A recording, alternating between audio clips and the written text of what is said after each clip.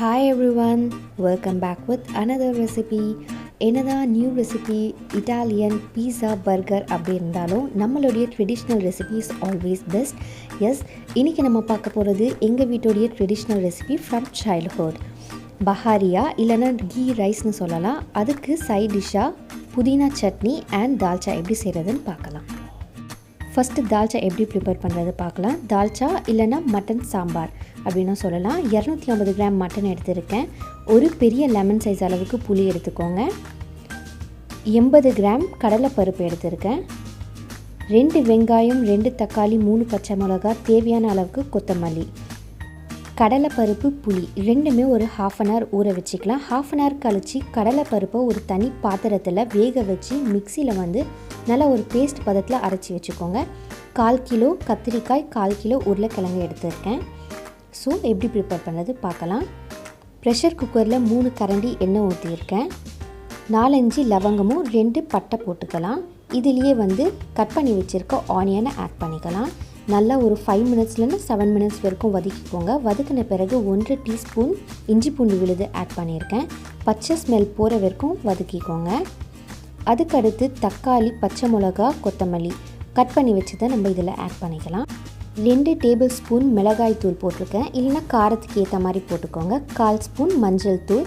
வதக்கின பிறகு 2 table spoon மல்லித்தூள். Gravy பதத்தில் நல்லா திக்காக கிடைக்கிறதுக்காக போடுறேன்.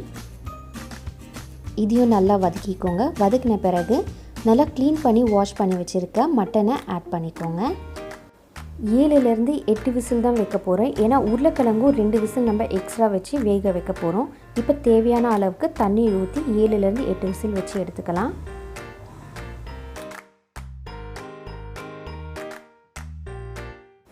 எட்டு விசில் நான் வச்சு எடுத்துருக்கேன். இப்போ இன்னும் கொஞ்சம் வாட்டர் ஊற்றி நம்ம கட் பண்ணி வச்சுருக்க உருளைக்கிழங்கு இதில் ஆட் பண்ணிக்கலாம். 1/4 கிலோ உருளைக்கிழங்கு இது. இன்னும் கொஞ்சம் வாட்டர் ஊற்றி நான் திருப்பி 2 விசில் வைக்க போகிறேன். 2 விசில் வச்சாச்சு. இப்போ கட் பண்ணி வச்சுருக்க கத்திரிக்காயை இதில் போட்டு விசில் வைக்காமையே நான் வேக வைக்க போகிறேன். ஜஸ்ட் மூடியை மட்டும் க்ளோஸ் பண்ணிக்கிட்டாலே போதும். பாருங்கள், ஃபுல்லாக நான் க்ளோஸ் பண்ணலை. ஸோ இதுவும் வெந்தாச்சு.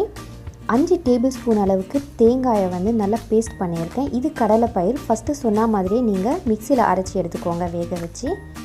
அதுக்கப்புறம் புளியை நல்லா கரைச்சி அந்த தண்ணியும் ஊற்றிக்கலாம். ஸோ நல்லா வேக வச்சுக்கோங்க.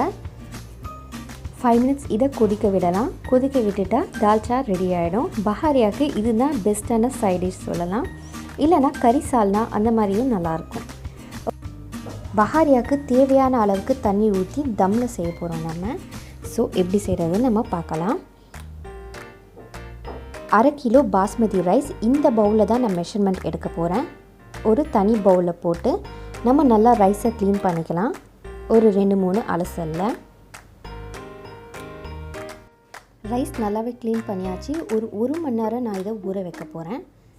தனி பாத்திரத்தில் 150 கிராம் எண்ணெய் ஊற்றியிருக்கேன். 10 லவங்கம், கொஞ்சோண்டு பட்டை போட்டுக்கலாம். 2 வெங்காயத்தை இந்த மாதிரி நறுக்கி வச்சுருக்கேன். அதை ஆட் பண்ணி ஒரு 5 நிமிஷம் நல்லா வதக்கிக்கலாம். லைட்டாக பொன்னிறம் ஆச்சுனாலே போதும். இப்போ இஞ்சி பூண்டை ஆட் பண்ணிக்கலாம். 2 டேபிள் ஸ்பூன் இஞ்சி பூண்டை ஆட் பண்ணியிருக்கேன். நல்லா பச்சை வாசனை போகிற வரைக்கும் வதக்கிக்கோங்க. அதே மாதிரி 2 தக்காளி எடுத்திருக்கேன். 10 பச்சை மிளகாய் இதுக்கு போடணும். மிளகா பொடி போட தேவை கிடையாது. தேவையான அளவுக்கு மல்லிப்பொடி. அதுக்கப்புறமா நல்லா வதக்கிக்கோங்க. உப்பு ஆட் பண்ணி வதக்கிக்கோங்க. கொஞ்சம் லைட்டாக முந்திரி பருப்பு போடுறேன் நல்ல வாசனைக்காக. வதக்கின பிறகு ஒரு கைப்பிடி அளவுக்கு புதினா ஆட் பண்ணுறேன். தம்மில் விடுறதுக்கான மெஷர்மெண்ட் பார்க்கலாம். இப்போ 1 கப் ரைஸுக்கு 2 கப் வாட்டர் ஊற்றணும். நான் ஒரு பவுல் ஃபுல்லாகவே ரைஸ் எடுத்தேன். ஸோ 2 பவுல் நான் வாட்டர் ஊற்றுறேன். நீங்கள் தம்மில் எப்போ விடுறதுனாலும் இந்த மெஷர்மெண்ட்டை ஞாபகம் வச்சுக்கோங்க. பிரியாணி செய்கிறதுனாலும் இதே மெஷர்மெண்ட்டு தான். ஸோ உப்பு, காரம் எல்லாம் கரெக்டாக இருக்கான்னு செக் பண்ணிக்கோங்க. லைட்டாக ½ லெமன் இதில் நான் புளிஞ்சி எடுத்துக்கிறேன். ஃபஸ்ட்டே போட மறந்துட்டேன். நல்லா கொதி வந்ததும் ஊற வச்சுருக்க ரைஸை இதில் ஆட் பண்ணிக்கலாம். ஃபஸ்ட்டு நல்லா ஃபாஸ்ட்டாக வச்சுக்கோங்க ஃப்ளேமை. ஒரு 2 மினிட்ஸ் 3 மினிட்ஸ் கழித்து கொஞ்சம் மீடியம் ஃப்ளேம் மாற்றிக்கோங்க. தண்ணிலாம் உங்களுக்கு வற்றின மாதிரி இருந்துச்சுன்னா சிம்மில் வச்சு ஒரு 5 மினிட்ஸ் குக் பண்ணாலே போதும். ரைஸ் நல்லாவே வெந்துடும். ஸோ டேஸ்டியான பஹாரியா அண்ட் தால்ச்சா ரெடி. இது கூடவே இன்ஸ்டண்ட்டாக புதினா சட்னி எப்படி செய்கிறதுன்னு பார்க்கலாம். ஒரு கைப்பிடி அளவுக்கு புதினா எடுத்திருக்கேன், ஒரு பத்தர் தேங்காய் எடுத்திருக்கேன், 15 இலை மாதிரி கருவேப்பிலை, ஒரு பெரிய பீஸ் இஞ்சி, 2 பச்சை மிளகா, 2 பூண்டு, பாதி அளவுக்கு சின்ன வெங்காயம் எடுத்திருக்கேன். இதுலேயே தேவையான அளவுக்கு உப்பு அண்ட் தண்ணி போட்டு நம்ம அரைச்சி எடுத்துக்கலாம். 2 மினிட்ஸ்லேயே புதினா சட்னி ரெடி ஆகிடுச்சு. ஸோ இன்றைக்கி 3 ரெசிபி நம்ம பார்த்துருக்கோம். 3 உங்களுக்கு பிடிச்சிருந்துச்சின்னா லைக் பண்ணுங்கள், உங்கள் ஃப்ரெண்ட்ஸ் அண்ட் ஃபேமிலி மெம்பர்ஸ்க்கு ஷேர் பண்ணுங்கள், மறக்காமல் சேனலை சப்ஸ்கிரைப் பண்ணுங்கள். Thank you for watching Perfect Ingredients and subscribe for more recipes.